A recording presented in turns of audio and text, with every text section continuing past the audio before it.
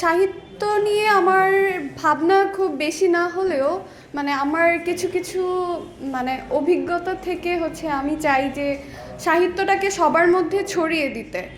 কারণ আমার আমি ইংরেজি বিভাগের স্টুডেন্ট। সো আমার বিভিন্ন ফ্রেন্ড যারা ডিফারেন্ট ডিফারেন্ট ডিপার্টমেন্টে পড়াশোনা করছে, যেমন সিএসসি, সফটওয়্যার।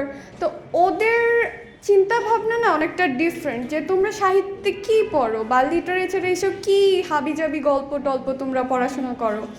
তো আমার তখন মনে হয় যে ওদের আসলে পড়া উচিত, যে সাহিত্যটা ওদের আগে পড়া উচিত, তারপরে ওদের মন্তব্য করা উচিত।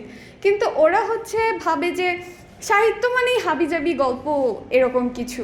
তো আমার কথা যে আমি ওদের মধ্যে এই যে সাহিত্যের যে রস বা সাহিত্যে আসলে কি আছে এইটা ওদের জানাতে চাই, পড়ার মাধ্যমে।